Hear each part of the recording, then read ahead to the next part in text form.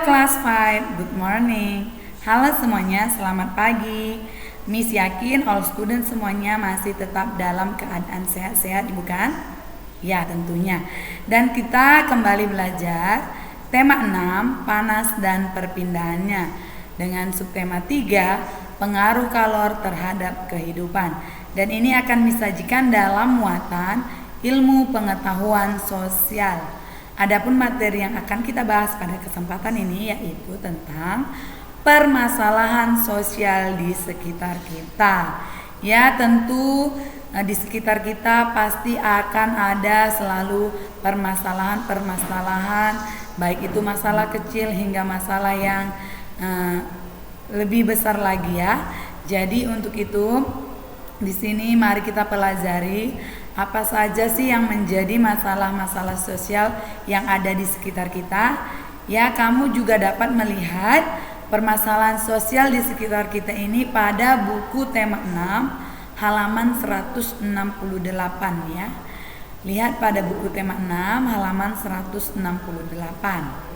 Ya. Jika sudah siap buku tema 6-mu, di situ terdapat sebuah teks cerita di mana permasalahan sosial di sekitar kita ini ya. Oke, kita baca bersama. Setiap warga negara mempunyai tanggung jawab yang harus dilaksanakan sesuai perannya di dalam masyarakat. Salah satu bentuk tanggung jawabnya adalah melaksanakan nilai-nilai Pancasila sebagai dasar negara. Nilai-nilai dalam Pancasila menjamin terjadinya masyarakat yang saling menghargai demi kepentingan bersama. Apa saja akibat yang akan terjadi bila anggota masyarakat tidak melaksanakan tanggung jawabnya? Ya, salah satu akibatnya adalah terjadinya masalah sosial ini. Jadi apa saja yang terjadi masalah-masalah sosialnya itu? Ya, berikut ini adalah jenis-jenis permasalahan sosial yang terjadi di lingkungan masyarakat dan ini paling sering terjadi, yaitu sampah. Ya, jadi dengan adanya sampah ini merupakan salah satu kebiasaan yang tidak terpuji adalah ketika kita membuang sampah sembarangan ya. Misalnya siswa membuang bungkus permen dan makanan di ruang kelas, di halaman sekolah atau di selokan dekat sekolah.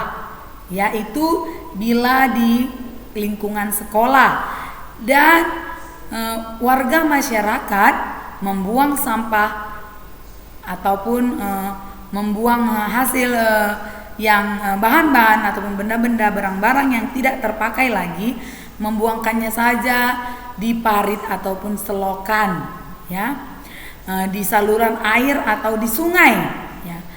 Sampah pasar, sampah toko dan sampah kantor banyak berserakan sampai ke jalan raya.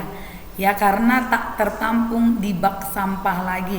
Ya, ini juga sering kita temukan jika kita melewati jalan-jalan ya. Banyak sampah yang berserakan sampai ke jalan raya juga. Jadi hal ini terjadi karena banyak orang yang tidak bertanggung jawab dalam menjaga lingkungan mereka.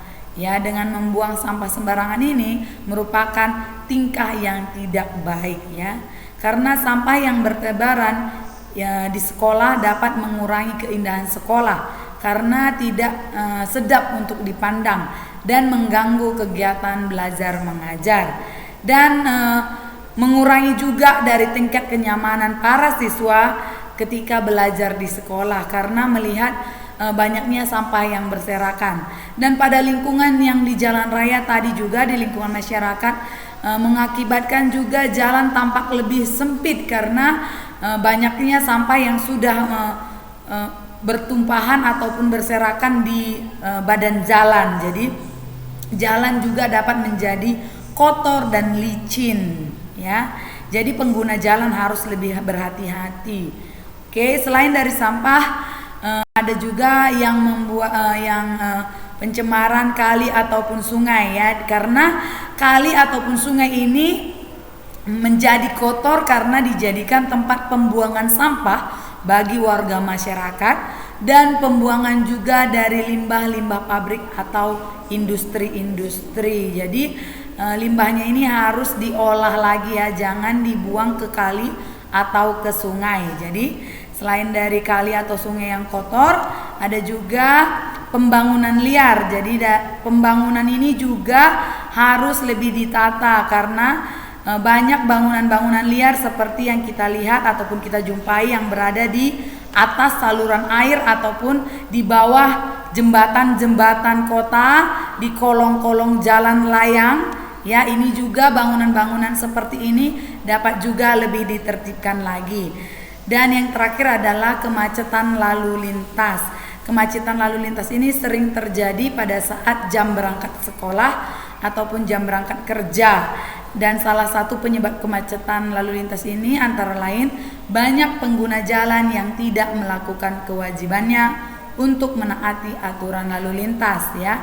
Jadi untuk itu dari sekarang kita lebih melaksanakan kewajiban kita agar tidak terjadi lagi masalah-masalah sosial di lingkungan kita ini. Oke, dear student, dan tugasmu yaitu adalah mencari informasi.